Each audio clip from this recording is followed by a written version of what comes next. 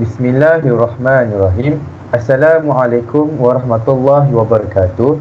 Nama saya Muhammad Muaz bin Muhammad Zaidi dan saya akan membentangkan laporan projek kraftangan bahan terbuang di mana tajuk projek ini diberi nama Marrakesh Kita.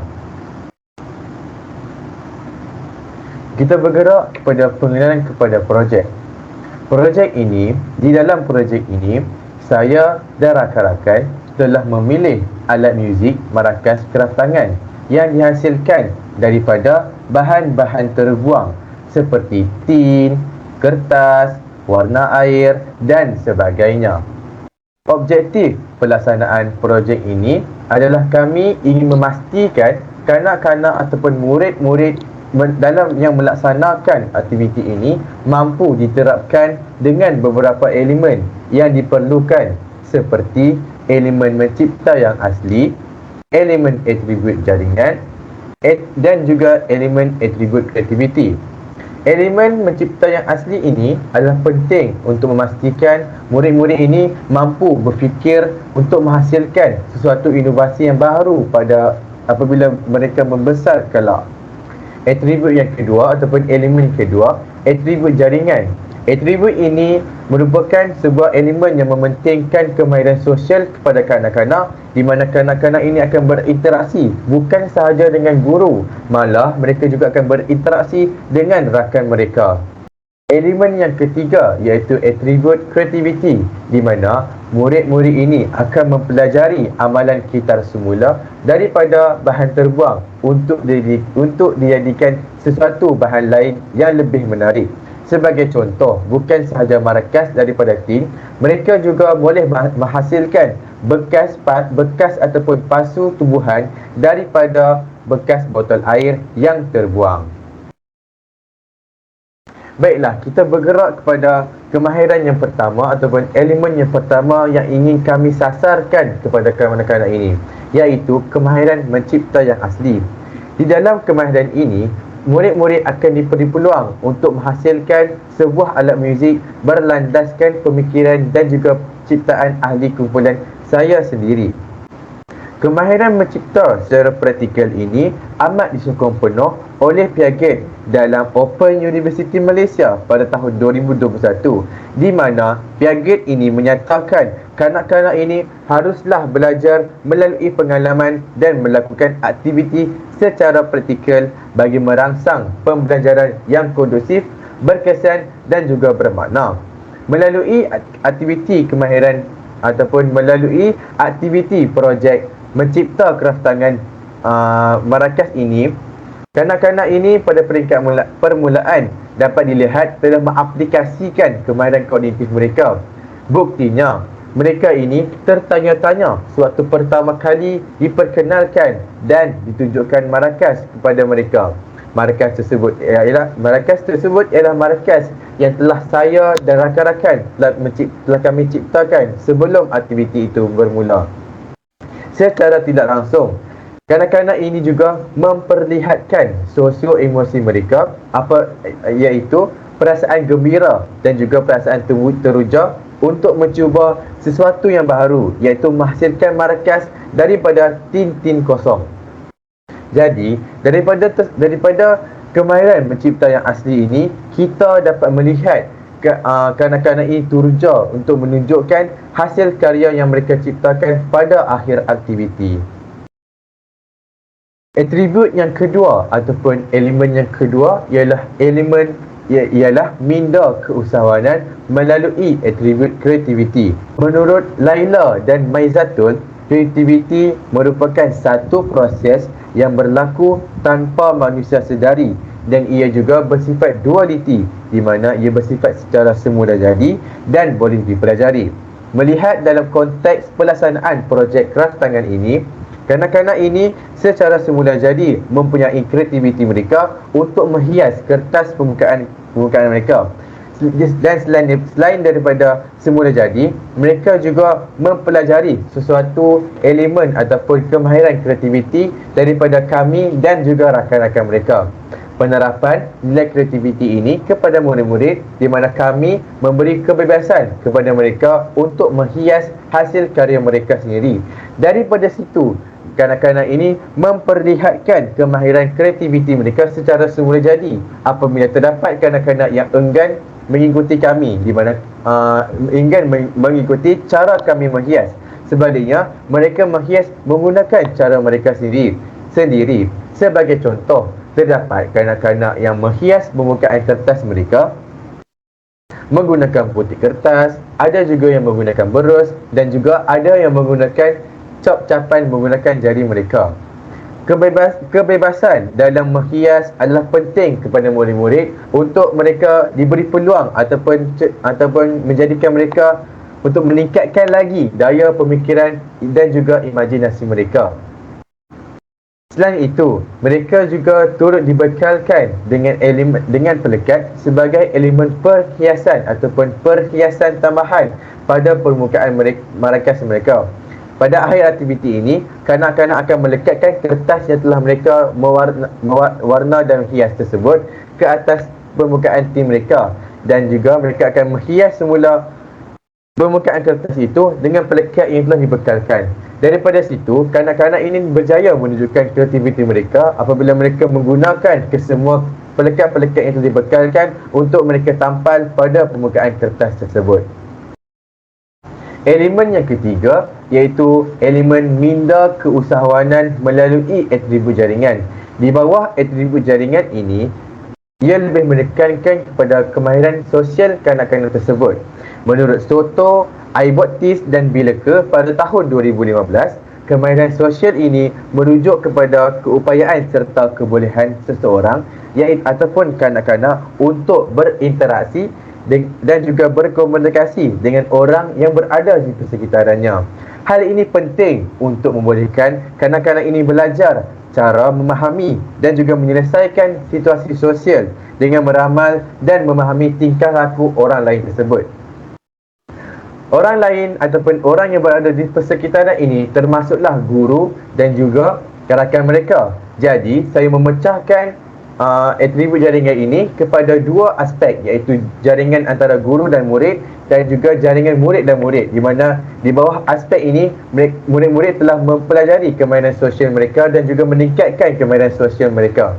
Di bawah payung guru dan murid, guru ini menunjukkan kemahiran sosial kepada kanak-kanak dengan menunjukkan demonstrasi serta memberi bimbingan dalam mengendalikan aktiviti. Sebagai contoh, guru membimbing murid-murid menggunakan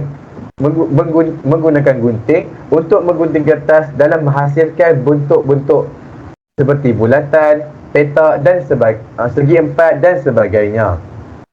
Jaringan antara murid dengan murid pula berlaku apabila terdapat interaksi sosial antara murid dengan rakan mereka yang lain semasa pelaksanaan aktiviti projek ini.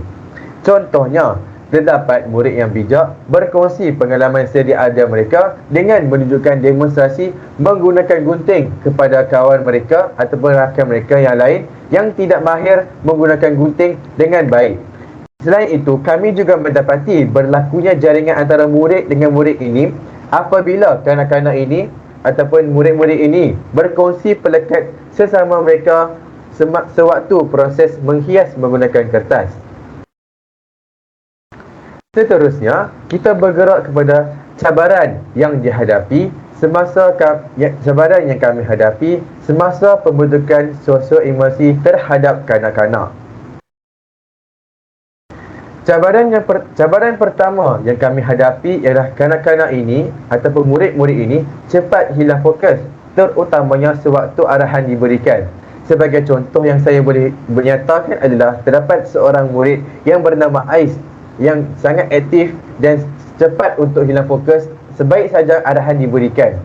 Hal ini berlaku kerana Ais ini terlalu teruja untuk melakukan aktiviti sehingga menyebabkan dia ingin berkongsi pengalaman atau berkongsi cerita yang menyebabkan dia leka berbual dengan rakannya.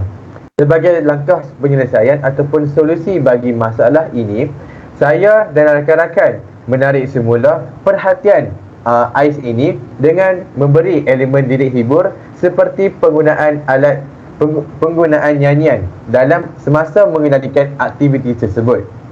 Melalui aktiviti nyanyian ini, kami telah meminta AIS untuk ke hadapan kelas dan menyanyikan lagu tersebut sambil digayakan dengan tarian untuk mewujudkan suasana yang aktif.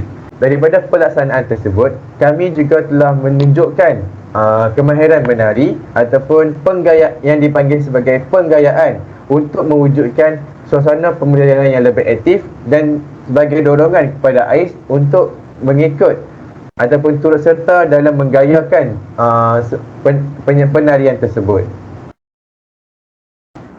Cabaran yang kedua yang kami hadapi adalah murid-murid ini tidak mampu untuk mengikuti demonstrasi kami mengecop warna air ke atas kertas.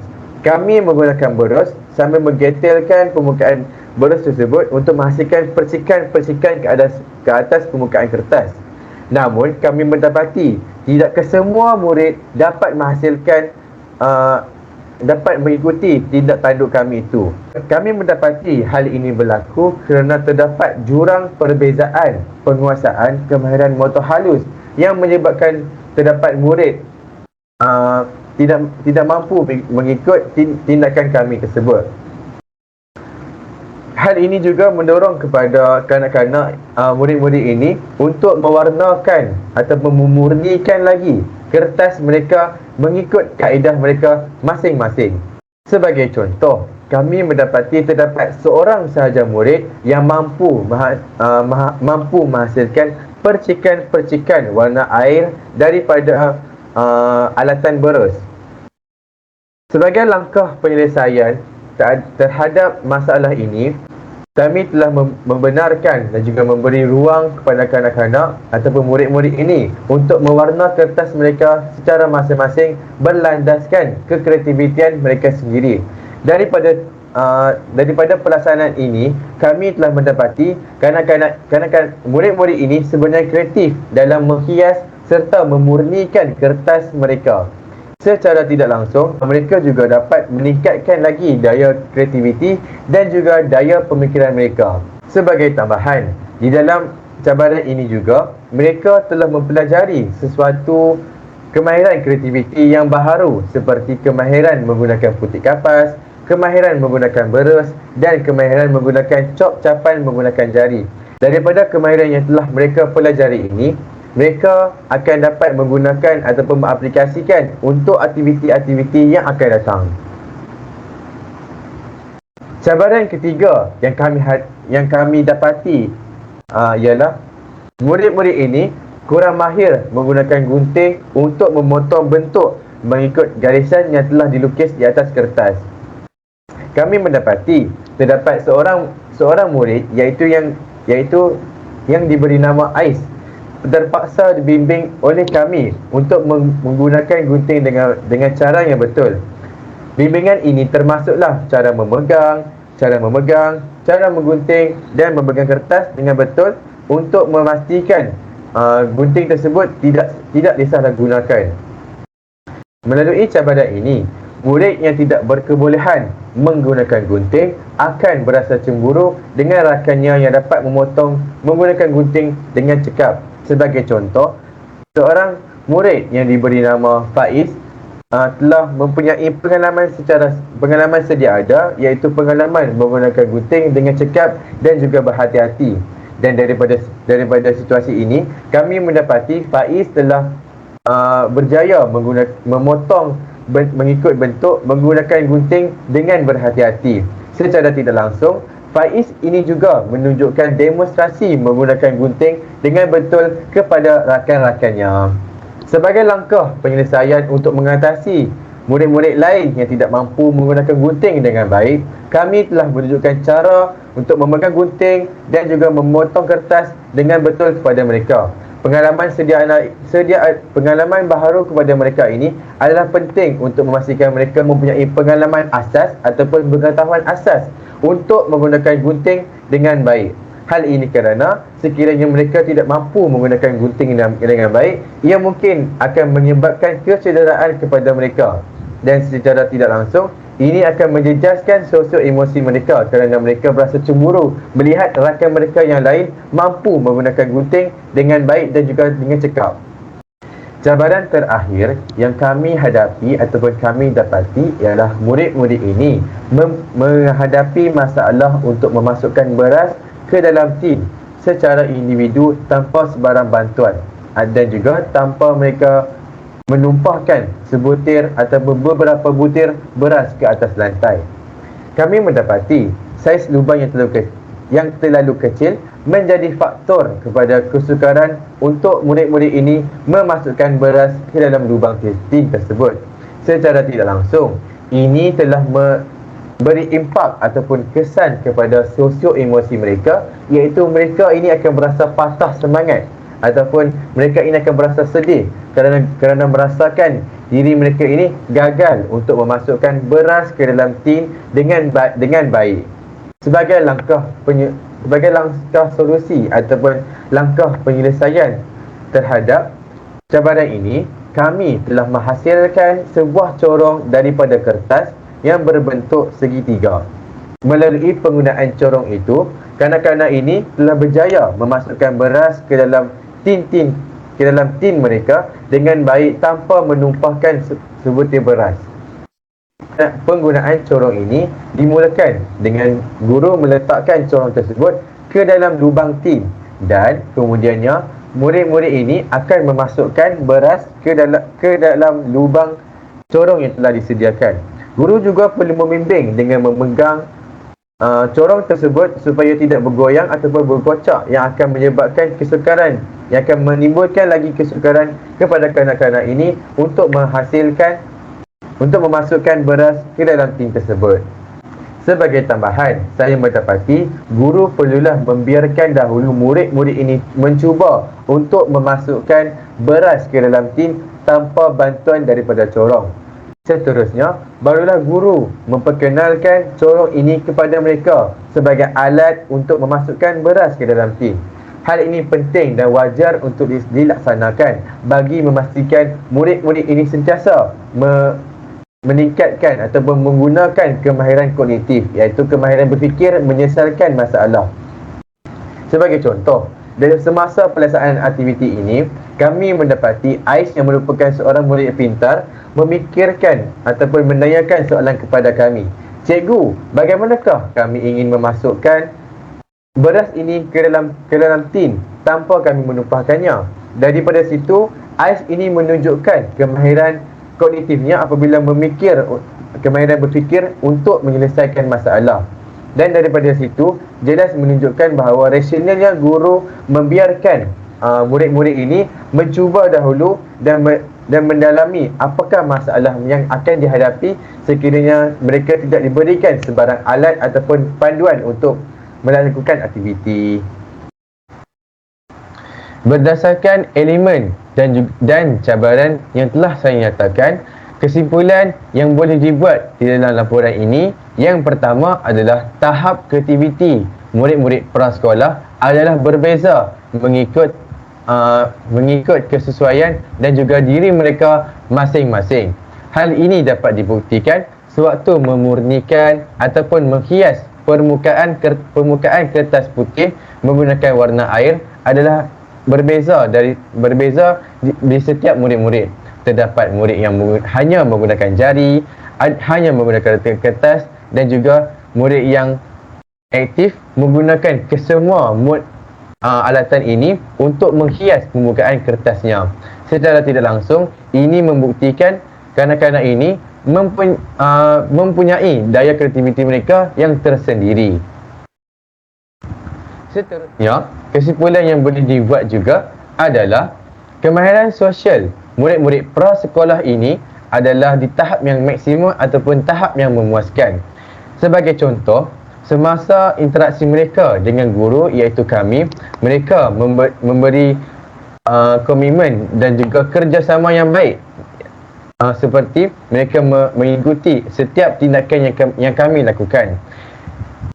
Kemahiran interaksi ataupun kemahiran sosial mereka bersama dengan rakan-rakan mereka pula juga di tahap yang baik. Sebagai contoh, terdapat murid yang bernama Hadif sanggup untuk berkongsi pelekatnya dengan rakannya yang lain, iaitu Aish, yang pada mulanya hadis ini enggan untuk memberi, namun setelah dipujuk, hadis ini menunjukkan rasa ingin berkongsinya bersama-sama dengan Aish. Hal ini pasti mewujudkan kegembiraan dan Aish akan menyatakan terima kasihnya kepada hadis. Secara tidak langsung, Aish ini juga telah menerapkan elemen nilai kerohanian dan juga moral dalam kehidupan hariannya semasa pelaksanaan aktiviti ataupun projek ini. Sekian sahaja daripada saya. Assalamualaikum warahmatullahi wabarakatuh.